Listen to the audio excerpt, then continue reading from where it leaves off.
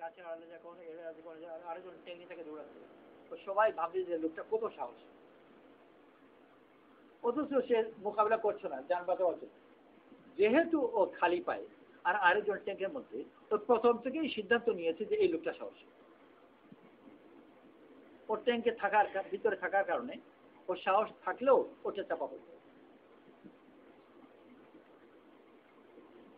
যত বড় সুন্দরী হোক, একেবারে দুনিয়া সব মেকআপ দিয়ে তাকে যদি সাজানো হয়, তো যারা দেখবে তারা বলবে যে মেকআপের ঠেলায়।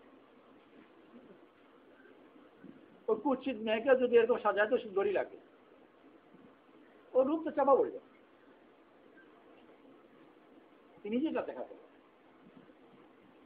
এই জন্যে দাতা ধনী ওর দানশীলতা প্রকাশ করে।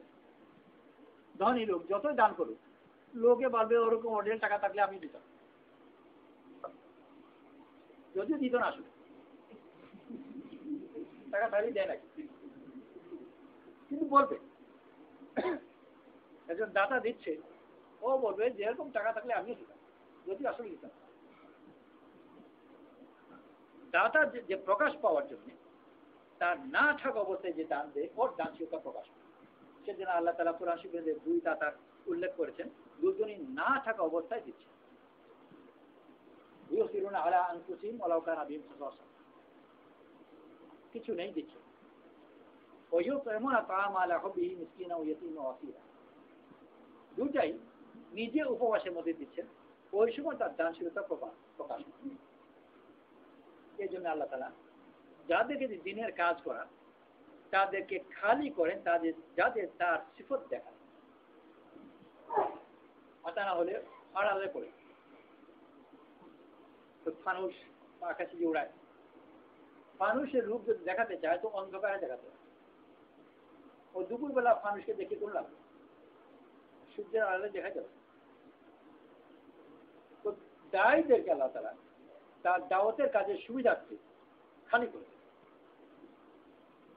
যাতে তার গুণাবলী প্রকাশ পায়। যদি সুবিধাজনক অবস্থানে থাকে, ওর গুণ চাপা পড়ে প্রকাশ পায়। যেমন প্রাচীরের মধ্যে দানশীলতা হারিয়ে যাবে, দেখা যাবে। নিরাপদ অবস্থানে সাহস হারিয়ে যাবে, দেখা যাবে। তো যদি আল্লাহ তাআলা সাহস দেখাতে চান, তাকে নিরাপত্তাহীন অবস্থায় করতে হবে। দানশীলতা দেখাতে চান, তাকে নিঃস্ব বানাবে। এইভাবেই করেছে।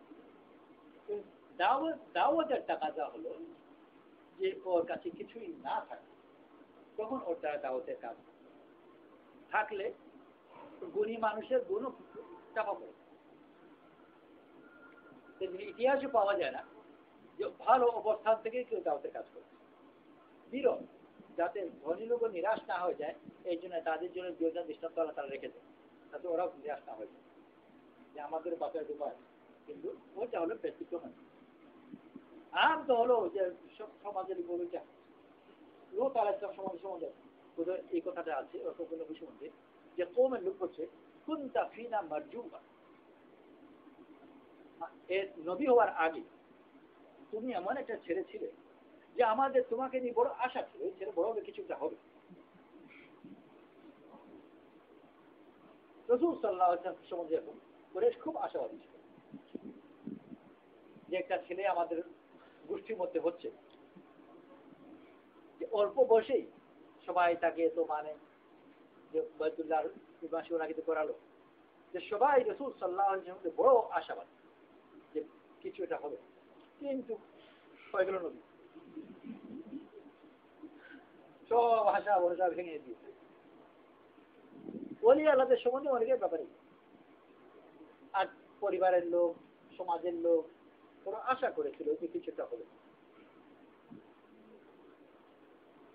এদের আশা সব নষ্ট করে দিয়ে দায়ী।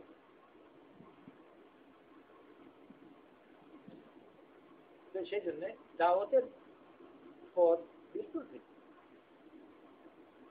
ওই যে তুমি বড় পজিশনে যাও, ওনার ইলিয়াস রহমাতুল্লাহ আলাইহির রেফারেন্স নেই, বলছে যে ইংরেজি ভালো করে শিখো। ওনারও তো একটা ছেলে ছিল একেবারে বোকানা ইউসুফ, তাকে স্কুলে পাঠালেন না কেন?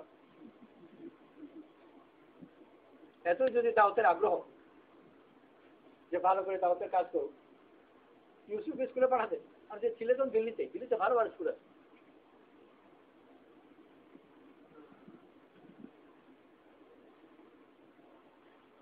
আল্লাহ তাআলা আমাদেরকে তৌফিক নসিব করুন দিনকে বোঝার, যে আমাকে আলাদা এগুলো সব ফেলে টেলে দিয়ে যে গরিব হয়ে যাবে সেটাও দরকার নয়। আল্লাহ মেহমান যথেষ্ট গরিব আছি, এইটুকু নিয়েই কাজ করা যাবে। আরো বেশি গরিব নাও যদি হয় তাতেও চলবে, কিন্তু ধনী হওয়ার দরকার নেই। ঠিক আছে ইনশাআল্লাহ।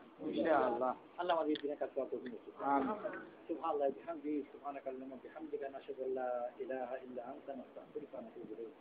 সুবহানা রাব্বিকা রাব্বিল ইজ্জাতি আম্মা ইয়াসিফুন ওয়া সালামুন আলাল মুরসালিন ওয়া আলহামদুলিল্লাহি রাব্বিল আলামিন।